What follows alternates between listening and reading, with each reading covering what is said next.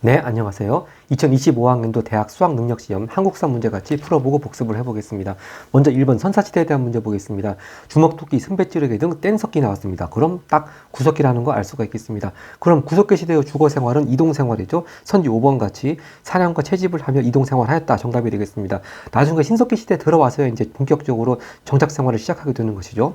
오답선지들 보겠습니다. 선지 1번 율령반포하는 거는 최소한 삼국시대부터 시작이 되죠. 예를 들어서 고구려 같으면 소수리망, 신라 같으면 버프왕 때부터 율령을 반포했고요.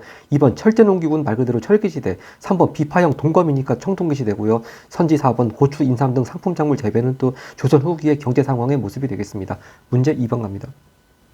문제 2번은요, 삼국시대에 대한 문제가 나올 자리인지 알았더니 읽어보니까 삼국시대가 아니고 고려입니다. 자, 제왕기라고 하는 건 고려 때 이승유가 쓴 역사책이라고 쭉 설명이 나와 있고요. 이 책의 특징은 단군부터 이 나라 충렬왕까지 충자가 들어간다 하면 벌써 이 고려가 원간섭기에 들어왔다는 말이고요. 하여튼 여기는 고려라는 것만 캐치하면 되니까 고려라는 걸 잡아가지고 답을 찾아보면은 고려의 최고 교육기관은 국제감이었죠. 선지 1번이 답이 되겠습니다. 네, 참고로 여기 이렇게 제왕기처럼 단군부터 우리나라 역사를 서술한 또 하나 책이 고려 때 발간된 것이 이련의 삼국유사가 또 있었죠. 네, 하여튼 답 찾았는데 여기서 국자감은 성종 때 6대 성종 때 설립이 됐는데 그 명칭이요 고려 후기 때 가서 성균관으로 명칭이 바뀝니다.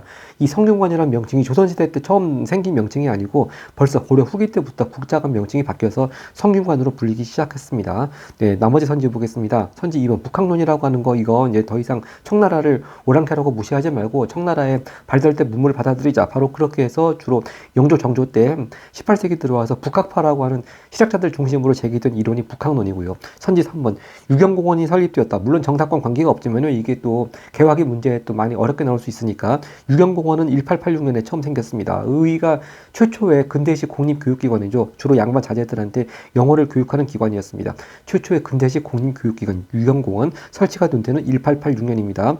4번 조선어학회는 뭐 일제강점기 때고요. 5번 한국독립운동 지혈사. 자, 이거 유명한 역사학자 박은식 선생이 쓴 책이죠. 한국독립운동 지혈사. 독립운동의 그러니까 피로 투쟁하는 독립운동 그런 뜻입니다. 네, 여기 혈자가 피혈자인데요.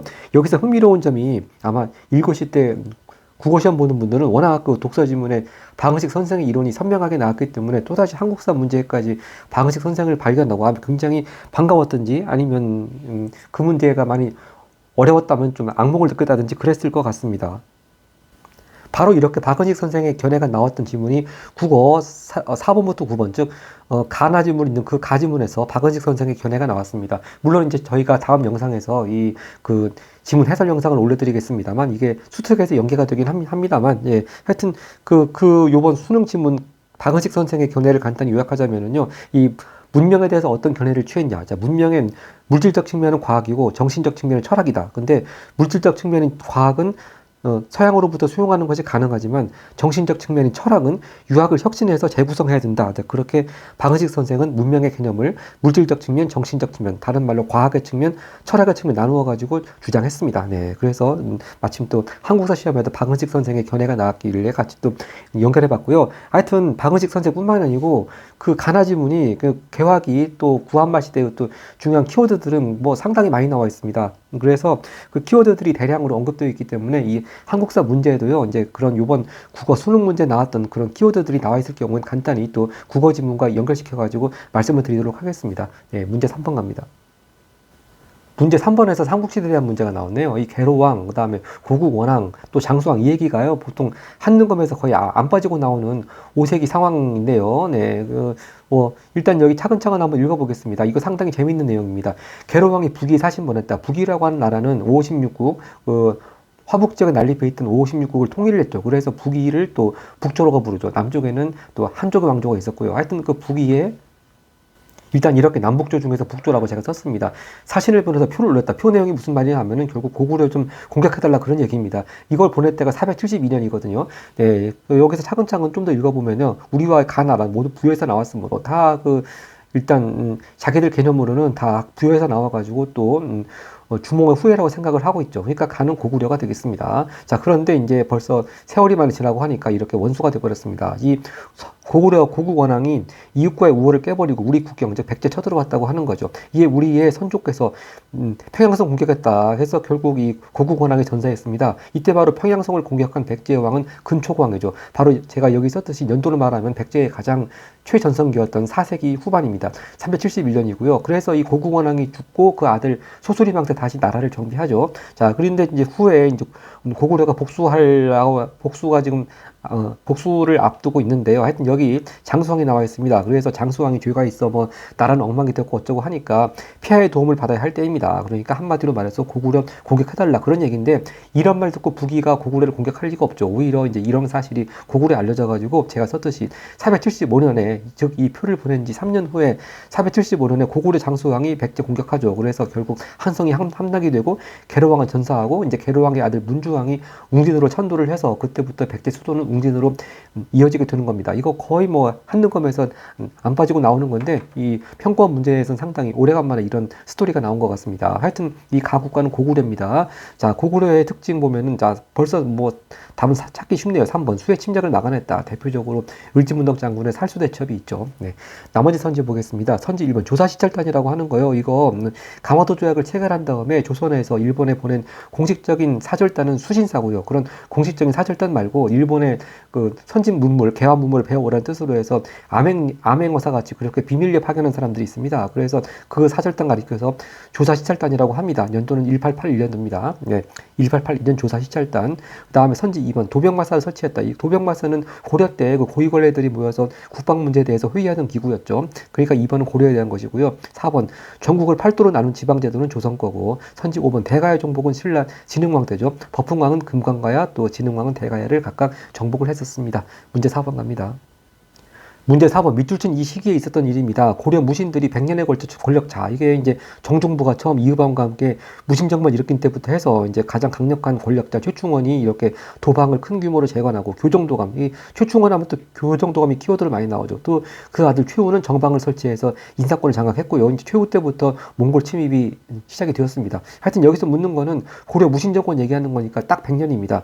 1170부터 1270까지고요. 무신정권이 막을 내리면서 고려는 이제 다시 개경으로 도를 하죠. 자, 그러니까 여기 최후 얘기도 나왔었지만 몽골 침략 나왔었지만 바로 이때 이제 특히 최후가 집권하고 있을 때 선지 3번 같이 수도가 강화도로 옮겨졌습니다. 이게 구체적으로 1차, 2차 뭐 그런 침입으로 따진다면은 2차 침입하기 직전에 최후 집권기에 이렇게 강화도 천도를 했었습니다. 네, 나머지 골품제는요 신라 거고 선지 2번 한인 애국단이 조직이 된 건 또 김부 선생이 그 대한민국 임시정부가 침체된 것을 타개하기 위해서 한인 애국단을 조직했고 여기서 이봉창 의사와 윤봉길 의사의 의거가 있었다고 했습니다. 선지 4번 백두산 전개비가 건립되었다. 이건 조선 숙종 때죠.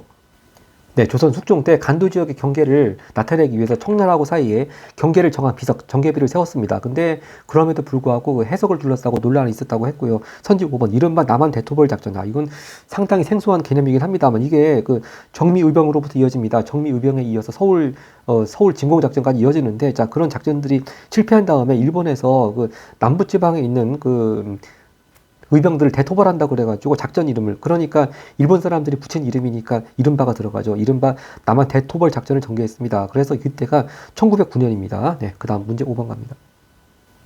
밑줄친 이왕에 대한 설명입니다. 영조에 이어 즉위한 왕이니까 영조의 손자 정조가 되겠습니다. 근데 여기서 헷갈리지 말아야 될 게 영조뿐만이 아니고 정조도 역시 탕평평탕 역시 탕평책을 썼습니다. 근데 영조는 탕평책을 강조한 비석을 세웠죠. 탕평비를 세운 건 영조만이고요. 탕평책을 실시한 건 영조 정조다 해당이 되겠습니다. 자 그럼 정조라는 것만 알면은 바로 왕실의 도사관 귀장각 선지 1번 쉽게 답 찾았습니다.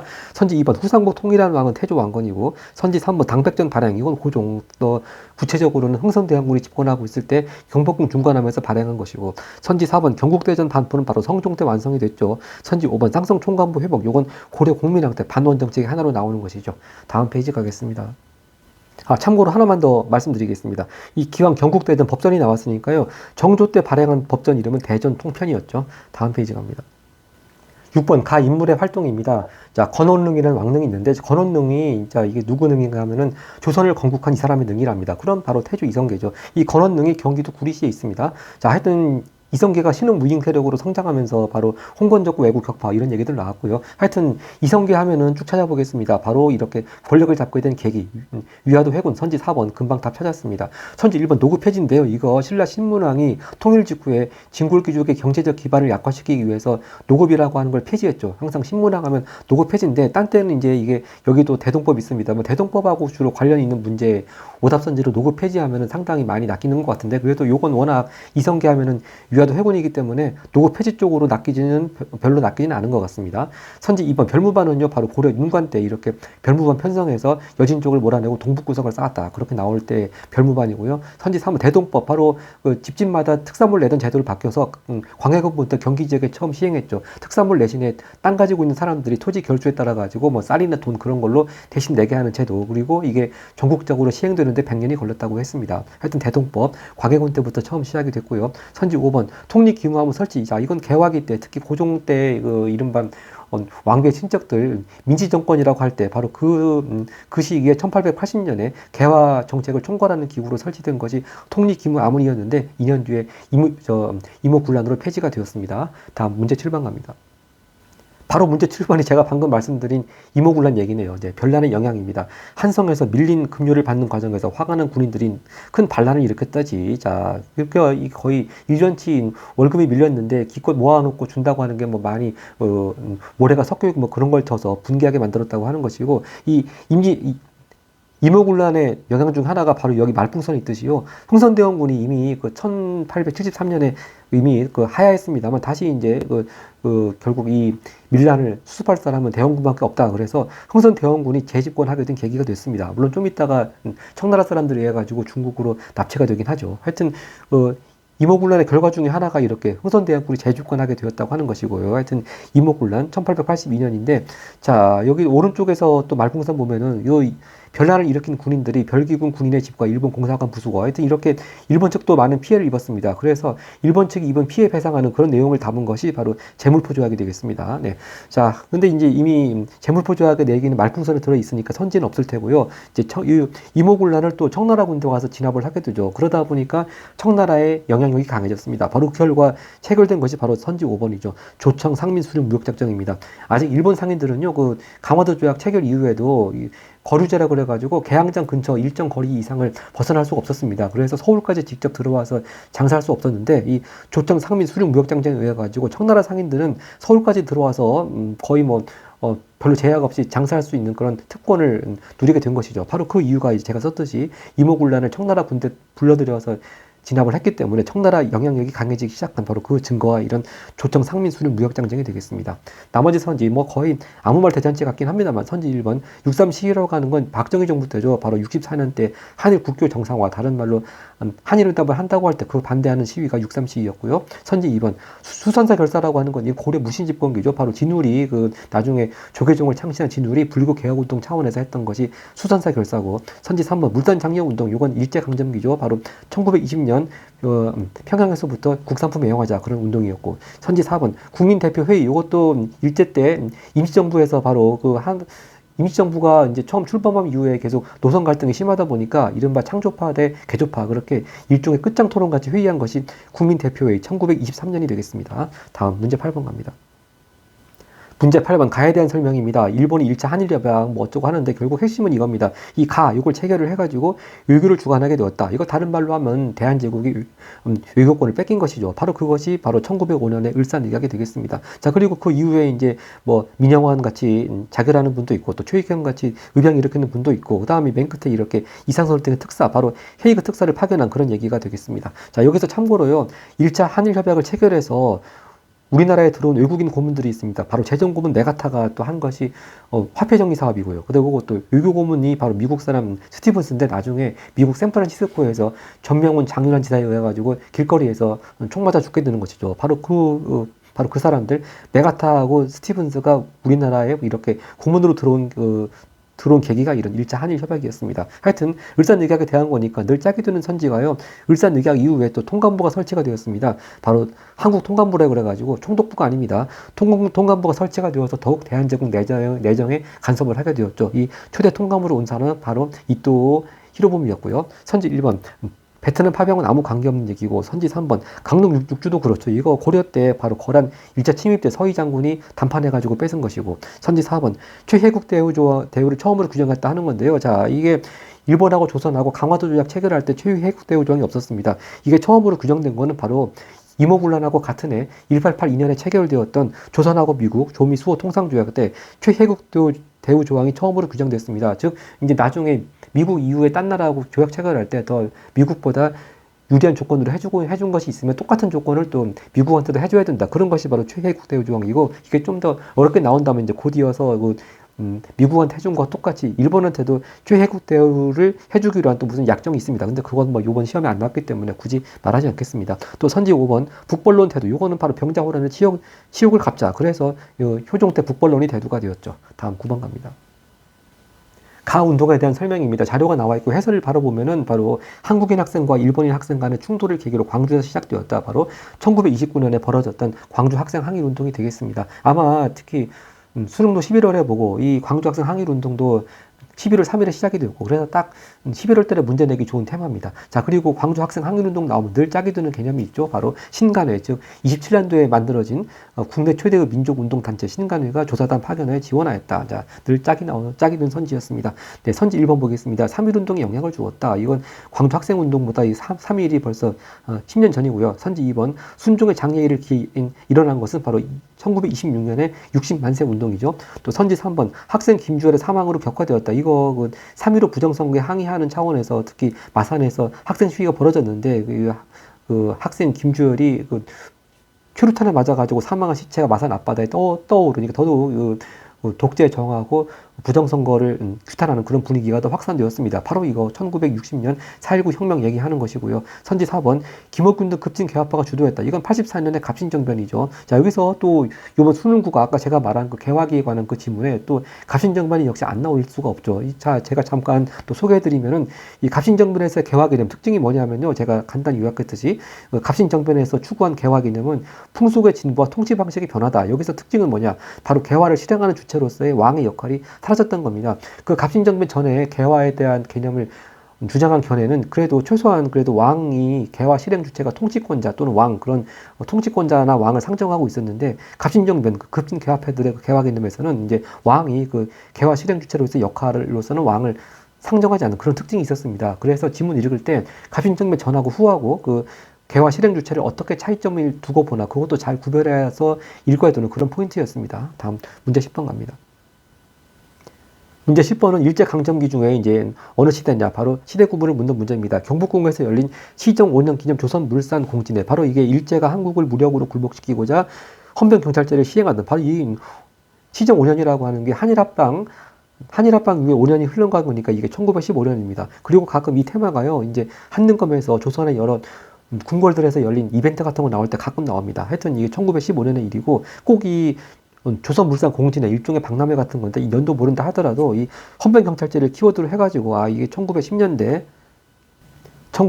무단 통치 시기라고 하는 거 금방 감을 잡을 수 있겠습니다. 그러면 바로 그 시기에 했던 여러 가지 경제에 관한 조치들, 선지 3번이 답이 되겠습니다. 토지 조사 사업 실시 이외에도 뭐 경제에 관한 거라고는 회사령도 있었고요. 그랬죠. 선지 1번 삼천교육대, 이건 일제와 관계가 없고요. 네. 하여튼 1, 2, 4, 5번 다 전혀 일제 강점기와 관련이 없네요. 자, 이 삼천교육대는요, 전두환 정부 초기 때 뭐 흔히 말하는 불량가라고 하는 사람들을 제대로 재판도 거치지 않고 막 잡아들여가지고 교화 작업한다고 해서 그런 좀 상당히 인권침해 논란이 있었던 바로 그런 조직이었고요. 선지 2번 전민 변정도감, 이건 고려 공민왕 때 이제 억울하게 노비가 되거나 토지를 빼앗겨준 사람들을 바로잡는다, 그런 개념으로 설치를 했었죠. 선지 4번 임술 농민봉기가 발생했다. 이거 조선 철종 말기죠. 1862년이고요. 선지 5번 지게 아문에서 지게가 발급되었다. 이건 바로 대한제국의 또 대표적인 광무개혁 조치로 잘 나오는 바로 지게 발급이 되겠습니다. 다음 페이지 갑니다. 다음 11번은 사이 시기를 묻는 겁니다. 가를 보니까 먼저 키워드가 딱 있네요. 홍범 14조. 바로 고종 때 1895년 초에 2차 갑어교육 때 늘 나오는 것이 홍범 14조고 교육 입국조서입니다. 그 홍범 14조 나왔습니다. 이제 앞으로 조선은 정치개혁 이렇게 하겠다, 일종의 정치개혁 강령같이 발표한 것이 홍범 14조죠. 그리고 나를 보겠습니다. 자, 왕이 의심과 두려움을 이기지 못하고 결국 키워드는 러시아 공사관으로 거쳐 옮겼다. 결국 1896년 초 아건파천이 되겠습니다. 2월달. 자, 그러니까 이 항상 이 흐름의 중간에 껴있는 게 을미사변이죠. 여기서 왕이 왜 의심과 두려움을 가졌겠습니까? 바로 경복궁에서 왕비가 일본 사람들한테 시해됐기 때문이죠. 바로 그 사건, 을미사변이 이 사이에 들어가면 되겠습니다. 그래서 선지 5번, 을미사변이 일어났다. 즉, 왕비가 시해된 사건, 다 1809년도에 벌어진 일이 되겠습니다. 네, 나머지 선지들 보면은, 자, 하여튼 이 가나 모두 이게 아직은 대한제국이 수립되기 전이죠. 대한제국이 1897년에 수립됐으니까 그 전 얘기입니다. 근데 선지 중에서 대한제국에 해당되는 선지는 선지 2번이긴 합니다. 대한국 국제, 즉 황제가 모든 입법, 사법, 행정 모든 권력을 다 가지고 있다. 그런 내용인데 이거는 대한제국 수립 후니까 당연히 나보다 뒤에 사실이고요. 나머지는 다 대한제국 수립 전이긴 한데 자. 이건 다 전부 다 가보다 훨씬 전 일입니다. 자, 선지 1번 보면은 영국이 거문도 불법 점령했다. 즉, 영국이 러시아 견제한다는 의미로 해서 거문도 점령할 때가 1885년이었고, 선지 3번 정묘라는 말도 안 되는 얘기고, 하여튼 인조 때 1627년이었죠. 후금이 쳐들어온 사건. 선지 4번 삼별조 봉기. 이건 아까 고려시대 무신정권 100년 나왔습니다만, 무신정권 100년 막연을 내리고 이제 개경으로 환도를 하니까 휴지 정권의 사병 집단이었던 삼별조가 개경 환도에 저항해서 봉기한 그런 얘기가 되겠습니다. 다음 12번 갑니다. 자, 12번 가신문에 대한 설명인데요. 이게 은근히 오답률이 50% 넘어서 52.1%를 기록했습니다. 근데 신문 딱 보면 배달이 이렇게 발행인 돼 있는 신문 대한매일신보밖에 없거든요. 시험 나오는 게 이거밖에 없습니다. 그래서 이 배달이 창간한 대한매일신보 또 한국 사람은 양기탁 선생이 또 한 번 나오는데 하여튼 일제 검열에서 자유로워서 의병운동을 보도하고 일제 국권 침탈을 비판하는 기사를 많이 실을 수가 있었다 얘기인데 자 그럼 대한매일신보 나오면 늘 짜게 되는 개념이 있죠. 국채보상운동 지원했다. 그 얘기가 선지 4번이 답인데 은근히 선지 2번이 많이 선택이 됐습니다. 이 분하로드 운동이라고 하는 건 바로 일제 때 동아일보에서 31년부터 주도한 운동이죠. 즉 일종의 막 문맹 퇴치 농촌 개명 운동인데요. 근데 희한하게 제가 여기 썼듯이 이 문제가 즉 대한매일신보에 관해서 배달에 대한 자료 주어지고 또 국채보상운동 답 찾고 근데 오답으로 많이 선택이 된 건 또 분하로드 운동. 자 이게 고2 10월달 13번 문제는 거의 같습니다. 근데 여전히 고3 때도 이렇게 좀 오답률이 높게 나오는 그런 문제 테마네요. 자, 그래서 이제 참고로 말씀드리자면 역시 그 수능 국어 그 개화기에 대한 지문 나올 때 대한매일신보도 역시 안 빠지고 나왔습니다. 그래서 잠깐 또 살펴보면은 이 대한매일신보에서의 그 개화 개념은 이렇습니다. 이제 국가 구성원, 즉 뭐 통치자, 뭐 피통치자 그런 거 안 가리고요. 국가 구성원 전체를 실행 주체로 하여 어쩌고저쩌고 그래서 이제 대한매일신보의 개화 개념은 국가 구성원 전체를 강조했다고 하는 거. 이제 그게 또 중요한 또 차이 포인트가 되겠습니다. 네. 자, 나머지 보면, 자, 선지 1번 같죠? 우리나라 최초의 신문, 한성순보 역시 또 역시 수능 국어 그 지문에 나왔습니다. 자, 일단 한성순보는요, 1883년도에 바로 정부기후 방문국에서 발간이 되었고, 자, 이 국어 지문에 나왔던 한성순보를 정부가 발간한 목적 하면 이제 서양 문물에 대한 반대 정서, 즉, 반서양 정서를 교정을 하기 위해서 이렇게 정부에서 한성순보를 발간했다고 그 지문에 나와 있습니다. 그 다음, 선지 3번, YH 무역 사건이라고 하는 건 이건 박정희 정부 말기입니다. 이 1979년, 즉, 11.6 사건이 있었던 그해 8월인데요. YH 무역이라고 하는 가발 공장이 이제 제대로 여공들한테 임금도 지급하지 않은 채로 폐업을 하니까 그 여공분들이 야당 신민당사 가서 농성을 벌이다가 돌아가신 분들 나오고 그런 좀 비극적인 사건입니다. 하여튼 대한매일신보 아무 관계가 없고요. 선지 5번 독립문 건립에 영향을 준 건 말 그대로 독립신문이 되겠죠. 그 다음 13번 갑니다. 문제 13번이 이번 세트에서 오답률이 가장 높게 나왔습니다. 84.6%입니다. 아, 이게 거의 한능검에서 그 해외 독립운동 기지에 대해 나오는 문제. 물론 난이도가 한능검 심화까지는 그렇게 올라가진 않습니다만 거의 그에 근접한 제대로 거의 뭐 고등학생 모의고사에 나오지 않던 그런 해외 독립운동 기지, 특히 연해주에 대한 문제가 나왔습니다. 근데 이제 이 딱 지도를 보고 두만강 북쪽에 연해주라고 하는 것을 알았다 하더라도 이게 좀처럼 답을 권업표로 고르기가 좀 쉽지 않았을 것 같습니다. 그래서 일단 답은 1번인데요.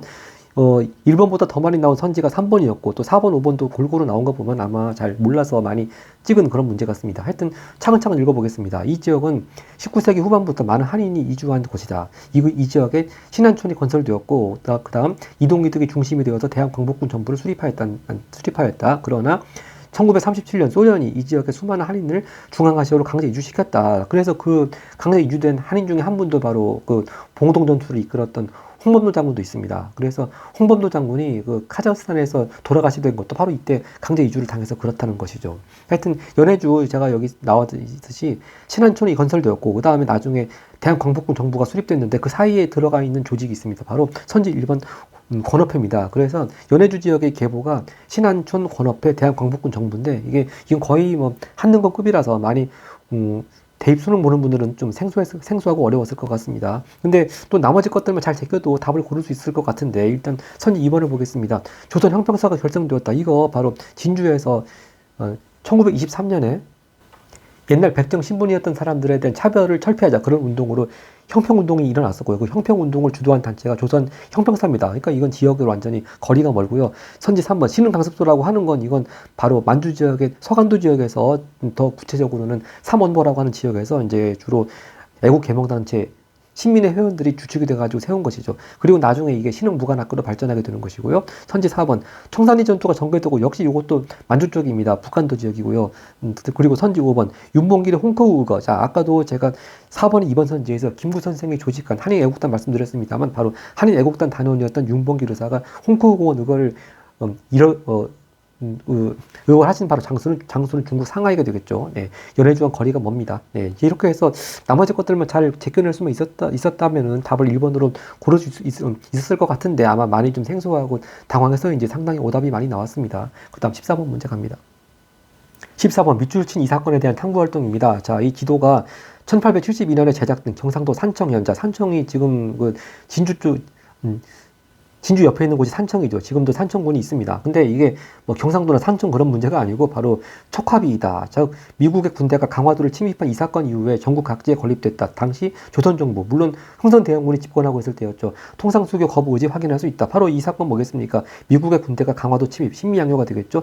187-1년이 되겠습니다. 자, 그럼 신미양요 원인은 뭡니까? 바로 186년에 바로 평양 대동강 쪽으로 들어왔던 제너럴 셔먼호가 통상을 요구하면서 여러 가지 무리한 만행을 하니까 이제 그의 평양 시민들이 격분해서 제너럴 셔먼을 불태워서 침몰시킨 사건이죠. 근데 그거에 대한 보복으로 이렇게 미군이 쳐들어온 사건이 신미양요가 되겠습니다. 그래서 항상 그 신미양요 배경하면은 또 제너럴 셔먼호 사건, 또 제너럴 셔먼호 사건 결과는 신미양요, 또 신미양요 이후의 결과는 척화비 이렇게 계속 이어지게 되겠습니다. 선지 1번 정동행성 설치 이거는 바로 고려 때 얘기죠. 몽골이 일본을 원정하면서 같이 고려하고 여몽연합군 결성했고 바로 그때 만들어진 것이 정동행성이고 일본 원정이 실패한 이후에도 계속 정동행성 이문소라고 해가지고 고려 내정을 간섭했다고 했습니다. 선지 2번 원산 총파업 이거는 일제강점기 때 1929년이었고요. 선지 4번 밀립대학 설립운동 요것도 친미양과 관계가 없죠. 바로 밀립대학 설립운동은 1920년대 전반에 있었던 아까 전에 물산 장려 운동하고 비슷한 시기입니다.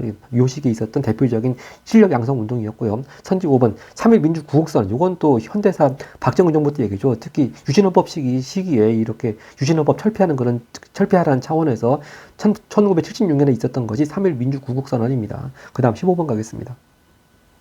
15번은 바로 일제강점기 때 무장투쟁 부대에 대한 문제입니다. 항상 늘 나오는 게, 제일 많이 나오는 게 바로 임시정부 산하기구, 산하군대, 군대, 한국광복군입니다. 항상 이 당시 무장투쟁부대 이름이 한국, 대한, 독립, 조선, 광복 막 그런 게 들어가니까 상당히 이름이 헷갈리는데 이게 단답형이 아니기 때문에 이름 모른다 하더라도요. 임시정부 산하군대 하면 역시 한국 산하군대가 한 거, 역시 이렇게 영국군과 함께 인도에 파견된 거. 또 하나가 뭐겠습니까? 바로 미군과 협력해서 국내 진공작전. 맨날 이 두 가지밖에 없죠. 그리고 이 한국광복군이 창설된 시기는 1940년. 또 구체적으로 하나 더 들자면 지역은 충칭이었습니다.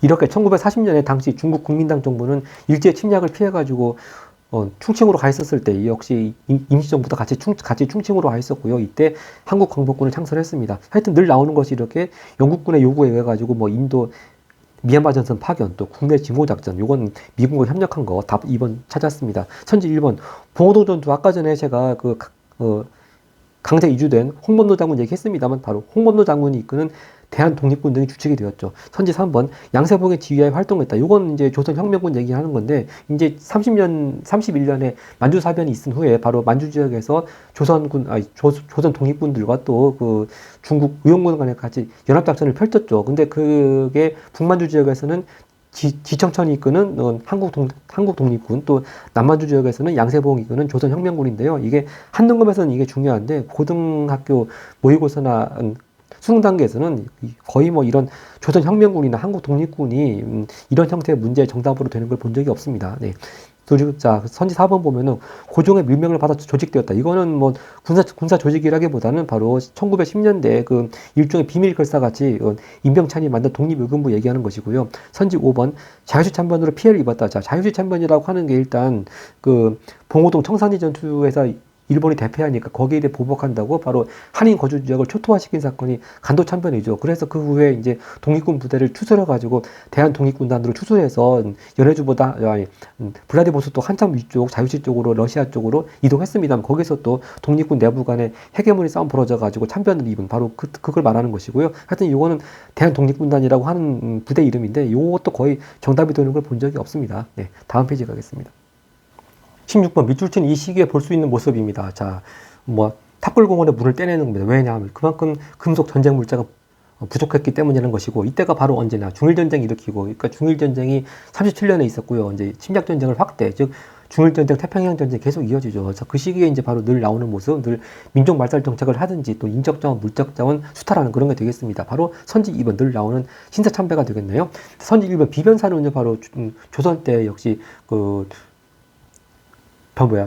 국경 지역에서 누가 쳐들어오거나 그런 비상시 일을 담당하던 기구였는데 조선 후기 들어와서 거의 뭐 의정부를 대체할 만큼 최고 권력 기구가 됐다고 하는 것이고 선지 3번 홍경래의 난 이거는 또 181년 바로 순조 때 서북민 차별에 항해해서 벌어진 난이 홍경래 난이죠. 1811년이고 선지 4번 13도 창이군. 이제 아까 전에 남한 대토벌 작전 얘기 나왔습니다만 일단 군대 해산 이후에 정미의병이 조직이 되었고 이 정미의병이 또 13도 창의군으로 발전해서 서울 진공 작전을 했습니다만 실패로 돌아갔고 그 이후에 1909년 들어와가지고 일제가 이른바 남한 대토벌 작전이라고 그래가지고 남부지방의 의병들을 뭐 나름대로 소탕한다는 명분으로 그런 작전 펼친 거 아까 4번에서 5번 선지 나왔었습니다. 또 선지 5번 전태일 분신 사건. 자, 이것도 박정희 정부 때 얘기죠. 바로 1970년 바로 전태일 열사라고 하는 분이 그 서울 평화시장의 재단사였었는데 이때 좀 노동자 권리를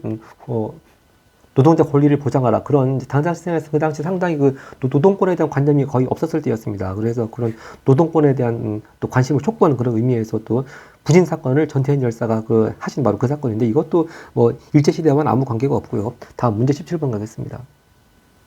문제 17번 민주화 운동 결과입니다. 자, 아까 4.19 혁명 한번 나왔죠. 김주열 학생 거 나왔고 요거는 4.13 호원 조치입니다. 그리고 또 박정철 군 또 그 대학생으로서 고문당해서 억울하게 죽은 대학생 이름이 나왔고요. 또 역시 민주화 없이 올림픽이 없다. 바로 올림픽 1988년 서울올림픽 말하는 것이고 그 전해 즉 87년 6월 민주항쟁을 말하는 것이 되겠습니다. 이 4.13 호원조처라고 하는 것이 당시 전두환 대통령이 그 국민들의 직선제 개헌 요구를 받아들이지 않고 다음 대통령 선거 역시 간접선거로 하겠다. 그런 조치가 호원조치였습니다. 근데 이렇게 대대적인 6월 민주항쟁에 의해 가지고 결국 헌법을 바꾸기로 하는 것이죠. 바로 그 얘기가 답이 되겠습니다. 선지 4번 같이 대통령 직선제 개헌이 이루어졌다. 바로 그래서 그 결과 이루어진 헌법이 지금 현행 헌법으로 지금까지 이어지고 있는 것입니다. 선지 1번 군국기무처라고 하는 건 바로 1차 갑오개혁 때 바로 이 개혁 작업을 총괄하는 기구로 설치가 된 것이 군국기무처고요. 선지 2번 치안유지법 공포자. 이거 내용보다도 연도가 중요하죠. 바로 일제 때 1925년에 공포가 되었습니다. 치안유지법. 3번 내각 책임제 정부 출범했다. 이건 4.19 혁명 이후입니다. 즉 4.19 혁명 이후 또 그 결과 쭉 나온 것들이 먼저 이승만 대통령이 하야를 했고 개헌 작업을 해서 헌법이 바뀌었는데 새로운 헌법은 이제 대통령제가 아니고 내각 책임제로 개헌했고 바로 그 내각 책임제 개헌으로 출범한 정부가 장면 총리 정부 즉 장면 정부라고 그러죠.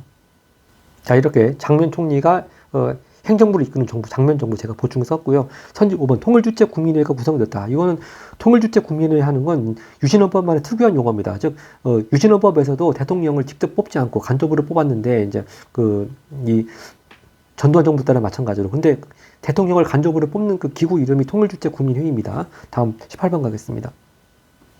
네, 18번 문제도 오답률이 69% 기록했습니다.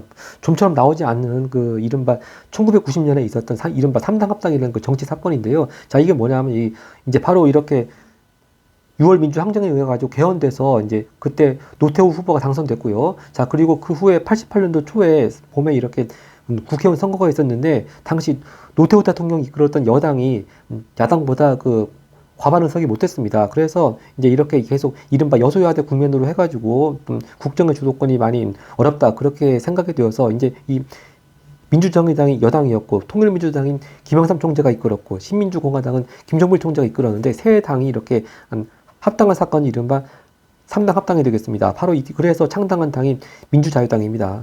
바로 이때가 1990년이니까 노태우 정부 때가 되겠는데요. 아마 이 사건을 잘 몰라가지고 많이 좀 어려워했을 것 같습니다. 답은 바로 노태우 정부 때 대표적인 통일정책 늘 나오는 것이 91년도에 있었던 남북기본 합의서 또 뭐 남북한 유엔 동시가입. 자, 그래서 노태우 정부라는 것만 알았으면 답을 찾기는 쉬웠는데 아마 노태우 정부라는 걸 몰라가지고 좀 일본으로들 많이 좀 낚인 것 같습니다. 선지 1번 6.15 남북 공동선언은요 바로 김대중 정부 때 최초의 남북 정상회담 이후에 그렇게 발표된 것이 6.15 남북 공동선언이었죠. 2000년의 일이었습니다. 선지 2번 참고로 말씀드리자면 그래서 이 세 당이 합당했는데 자 여기서 이제 소외가 된 야당이 있습니다. 바로 김대중 당시 총재가 이끌었던 평화민주당입니다. 네, 이렇게 당시 3당 합당 당시에 김대중 총재가 이끌었던 야당이 평화민주당이고 이 당을 제껴놓고 이렇게 민주정의당 또 김영삼 총재 통일민주당, 김종필 총재의 신민주공화당 이렇게 합당을 해서 지금 그래서 바로 여기서부터 현재 정치 질서가 여야 구도가 쭉 거의 뭐 그 큰 틀에서 계속 이어져 오고 있습니다.